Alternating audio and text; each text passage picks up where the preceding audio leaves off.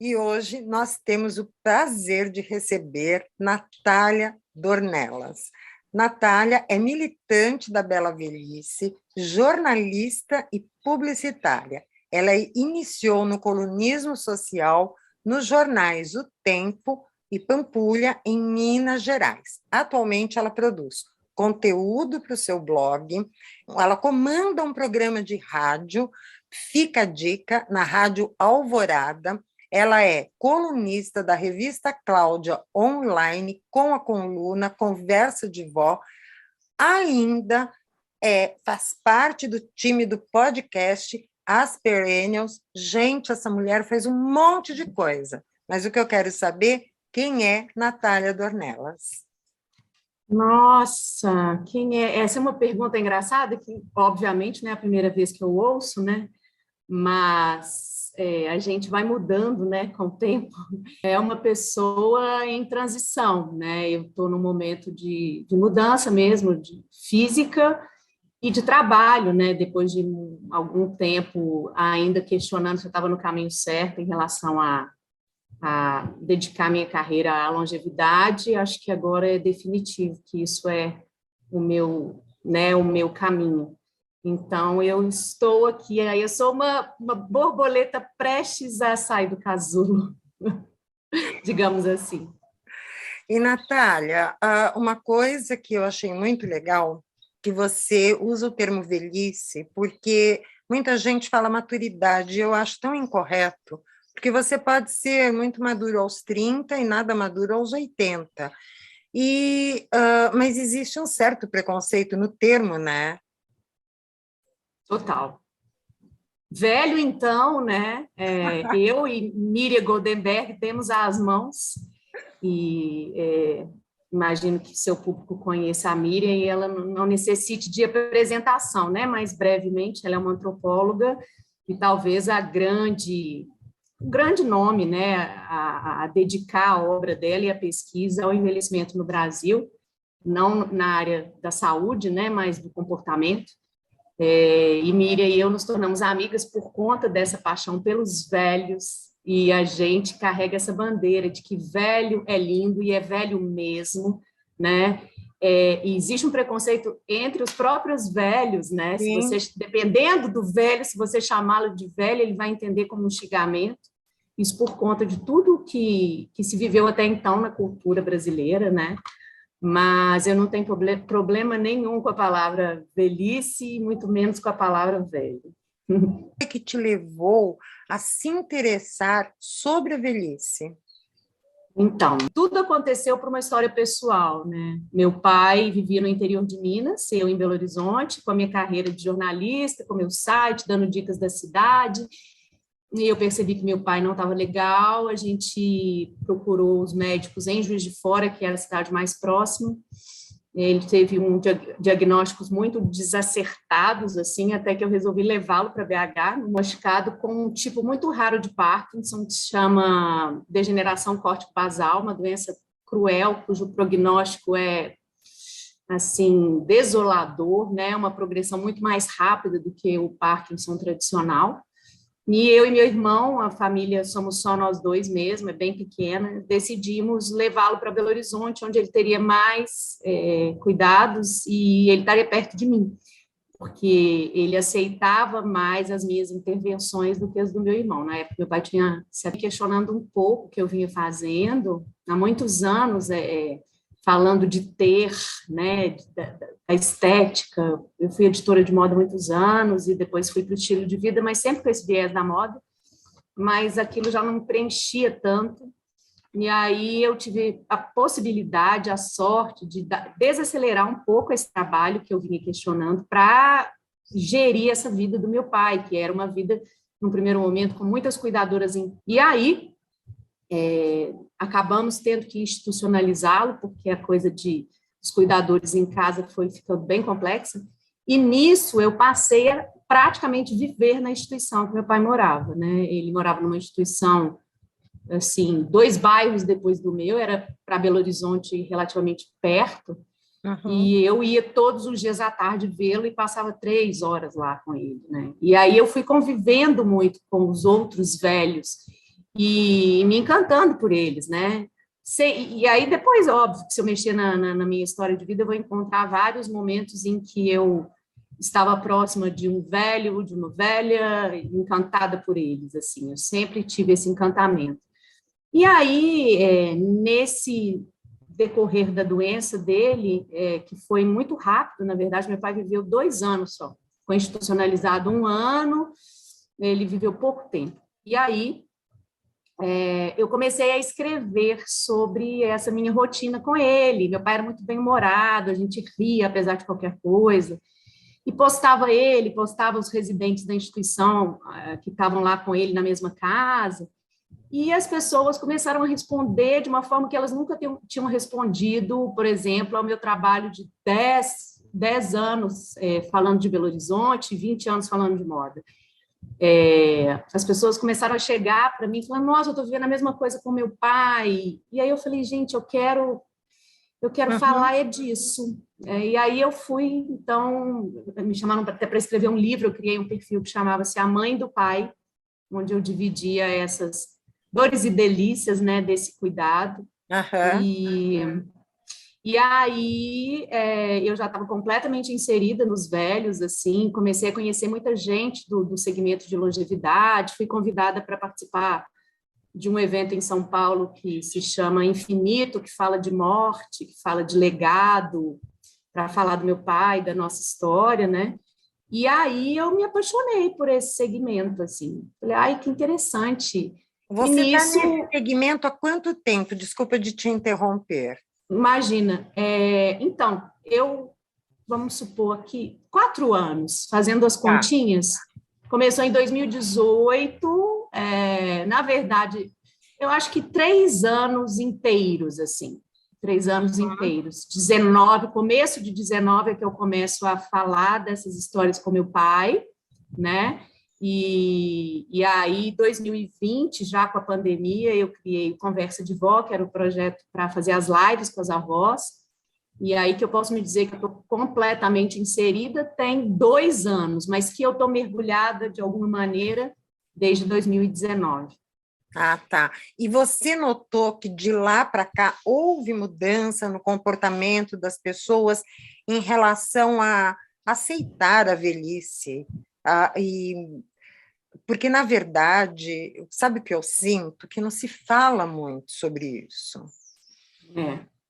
Então, eu trabalho com o extremo da velhice, né? Eu acho que hoje as pessoas estão falando muito de mulheres 40 mais, eu tenho até um podcast que fala disso, que é as Perennials, fala-se muito de 50 mais, os 60 mais, que já estão super felizes, porque já não são mais idosos, né? Já foram libertos desse termo, ou da terceira idade, né? Quem fala terceira idade hoje, né? Outro dia até, com muita gentileza, eu corrigi uma pessoa, porque um dos termos mais cansados desse segmento é o terceira idade, né? Então, ou melhor idade, assim, para quem, né? Para quem, né? Verdade. Os bônus, eu acho que você tem bônus com envelhecimento, melhor idade é uma tentativa de amenizar uma coisa. Sim. Vamos assumir que é velhice, né? É verdade. Com ônus e bônus, mas respondendo a sua pergunta, eu acho que a gente tem ouvido mais a velhice em debate, né? Ela está virando pauta. Eu, como jornalista, atuo como jornalista, embora tenha buscado esse viés, eu sou uma jornalista, né? Então, eu recebo muito release, muita pauta no meu e-mail, e nunca recebi tanta sugestão de pauta de envelhecimento como recebo hoje. A palavra longevidade sendo inserida no vocabulário, ainda hoje eu percebo que quando eu falo que eu sou jornalista de longevidade, dependendo do contexto em que eu falo isso, eu percebo que a pessoa não tem noção do que eu estou falando. Então, se é uma pessoa mais simples, eu falo, eu sou jornalista de vó, porque a pessoa entende, entendeu? Mas, então, eu acho que, assim, a gente está tentando naturalizar uma coisa, né? Sim. Que é inerente à condição humana, todo mundo envelhece todos os dias, até o bebê envelhece todos os dias, Então, eu acho que sim, as pessoas, muitas pessoas, inclusive famosas, estão indo para, né, para as redes sociais para falar dos seus cabelos brancos, Uhum. para falar das suas rugas, da sua, hoje não vou maquiar, entendeu? Vou assumir isso aqui. Mas eu acho que a transformação está só começando. Eu acho que a gente ainda está, né, numa sociedade absolutamente dura, né, Dura. com a passagem do tempo, Muito dura. né, que só valoriza o jovem. Então, acho que é uma construção, uma grande obra, né, e a gente tem ainda muita coisa para fazer. Acho que estamos só no começo dessa caminhada aí. Bem no começo, né? Você sabe como é que eu chamo o pessoal que tem a minha idade? Porque eu estou com 64, já fazendo 65. Ah, De segunda adolescência. Por quê? Porque eu sou nova demais para ser velha, mas eu sou velha demais para ser nova. E a gente fica assim, ó, sem saber aonde é que está. Principalmente porque eu escuto, outro dia eu escutei um monte de gente falar para mim assim: ah, você está falando de etarismo, isso não existe mais. Eu falei, o quê? Eu sinto na minha pele como não existe mais. Eu, em particular, eu não sou mostragem de nada, mas eu acredito que ainda exista. Você, como jornalista, embora você trate da longevidade dos 80 mais, como que você vê isso hoje? Como que você vê que está hoje essa situação?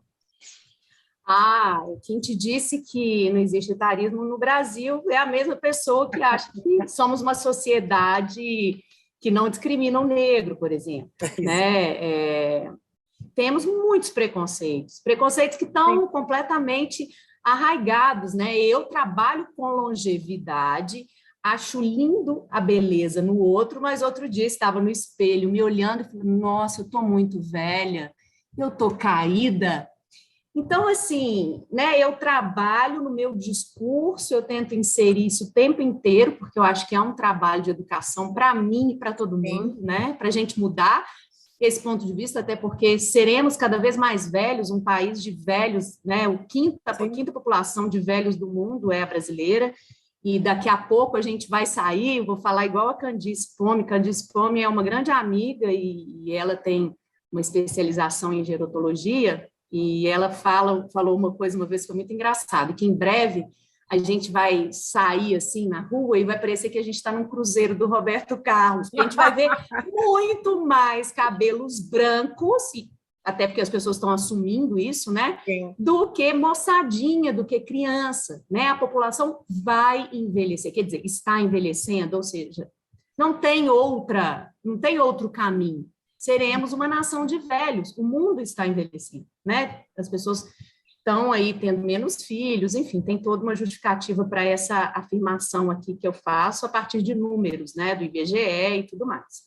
Então, o etarismo está aí. O etarismo, inclusive, ele não é só o preconceito contra o velho, é preconceito também contra o novo, contra qualquer idade, né? Como se a idade resumisse alguém, restringisse alguém, né? Por exemplo, quando você Uhum. vai empregar alguém numa empresa e ele é jovem demais para assumir um cargo, fala-se que aí também tem aí uma parte desse pensamento vem do etarismo, né? Mas o etarismo que a gente está falando aqui, que é o preconceito contra as pessoas com idades maiores, né? Sim. Ele está na sociedade. Porque o etarismo está aí, e, inclusive, no mercado de trabalho, eu acho que. Eu falo que o etarismo é um preconceito que todo mundo vai sofrer se não morrer antes. Porque é diferente do preconceito a quem é negro, quem é branco, quem é isso, quem é aquilo. O etarismo atinge a todos, então é bom, gente, parar com esse negócio, porque senão Verdade. todos vão ser vítimas desse preconceito.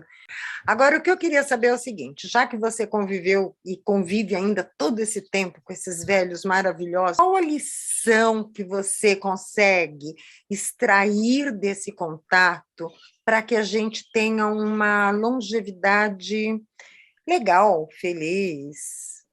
Os elementos se repetem, que eu acho, nos longevos, né? Primeiro, uma fé, alguma fé, né? Todos eles falam de Deus. Não sei que Deus é esse, se é o Deus da barba branca, que a gente mais conhece aqui na cultura ocidental e católica, né? Mas todos falam que tem algum momento de conexão, né? É muito interessante. Quando eu entrevisto essas senhoras e eu pergunto qual é seu ritual diário, antes de levantar eu rezo ou eu oro, né? Essa conexão com o divino.